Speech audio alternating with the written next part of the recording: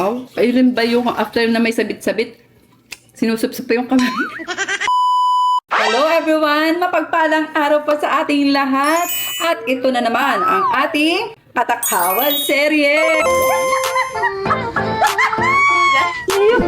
Oh yes! At naku, pasalamat ngayong araw nito at may nakitang magandang tingin. At alam nyo naman guys, ito po ang pinaka-paborito kong isda sa balat ng lupa. Oh yes! Oh, as you can see, tumutulo pa ang mantika.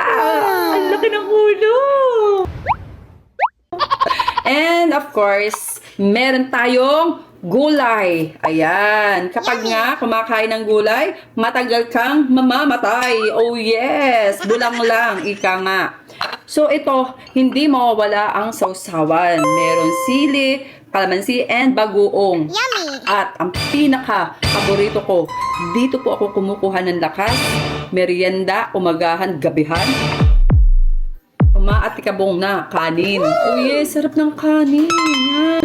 Ito yung pampalakas ng buhay ko. Pag wala nito, siguro ako'y hinang-hinana. Hindi na ako makakaisip ng content. Hindi na ako makakatulong na mag-edit. Hindi na ako makakapag-isip ng kung ano-anong bagay. So, of course, let's go sa ating Katakawan serye. First, isda. Hihigop muna ako ng sabaw. Sarap ng sabaw. Sariwan-sariwa po ang gulay. Yummy!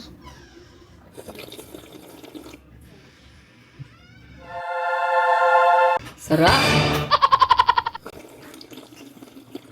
Mmm. Grabe. Yummy. Pakinig niyo yun?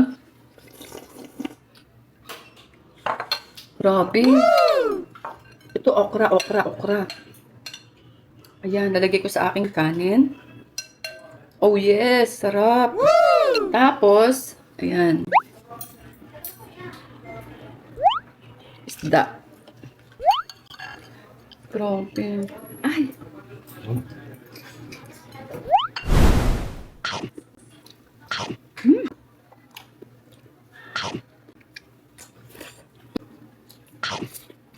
Parang, ano ga? Daig pa ang mga menudo. Sausaw.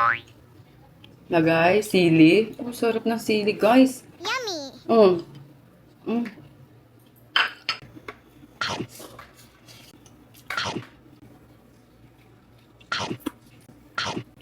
Ang tingin.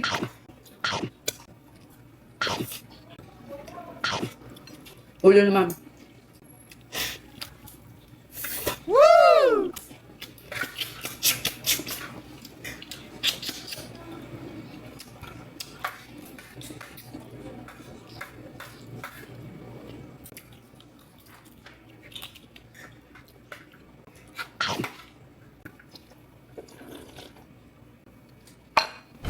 Alam niyo, kinakain ko napaka-fresh. Fresh. Maganda to sa katawan kasi isda naman. Tapos, gulay na bulang lang. Yan. Sa mga nagtataka, bakit daw ako ay kumakain ng madami pero hindi nananaba? Dahil sa totoo lang, hindi po ako mahilig sa karne. Kapag ang ulam namin ay pritong baboy, pritong manok, asahan nyo, hindi ganito karami ang aking kain talaga.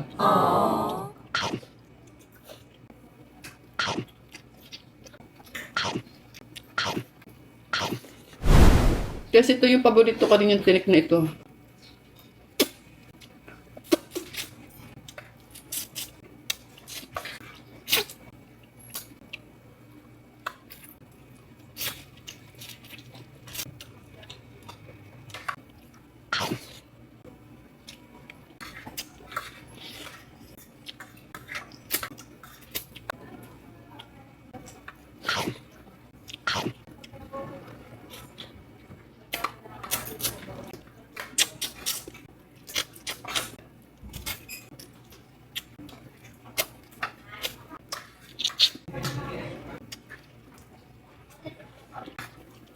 Guys, paubos ng kanin ko.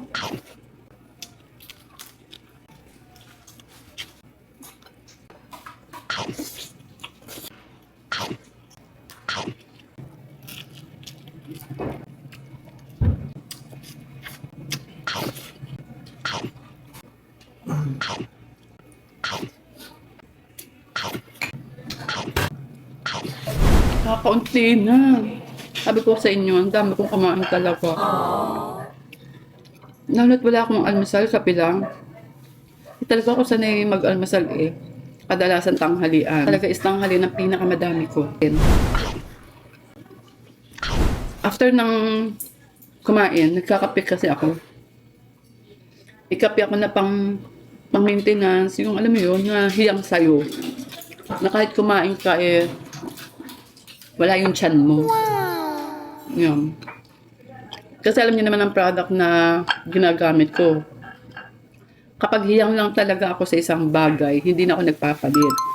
Alam mo yung kape ng Skin Magical? Maganda yun.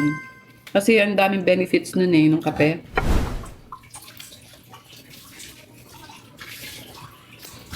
Ayun ba yung after na may sabit-sabit, sinusupsup pa yung kamay. So, ito yung kape na ginaganon ko sa inyo. Minsan, hindi ko lang siya napapakita kasi syempre, marami akong ginagawa. Pero ngayon, ito yun. After kong kumain, 30 minutes, umiinom talaga ulit ako ng kape. Yun. Kasi ang kape naman na ito, hindi naman siya katulad ng iba na magpapalpiti, magkakaroon kayo ng hindi magandang pagtulog.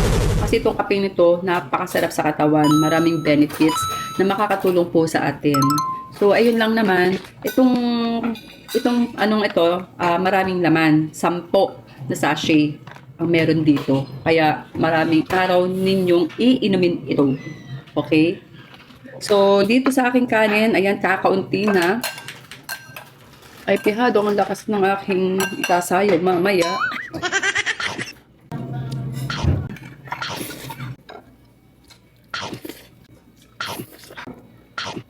Nalala ko ng bata kami. Kapag may mga tirang sabaw. Ganito, oh.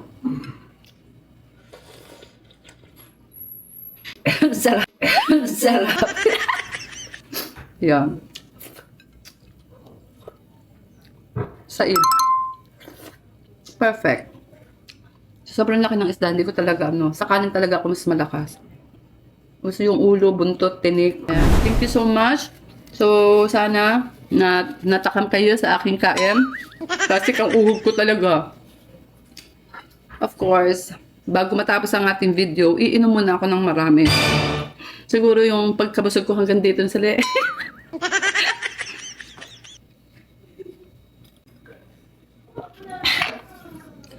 Sarap, grabe. Ayan, thank you so much sa lahat ng mga nanood.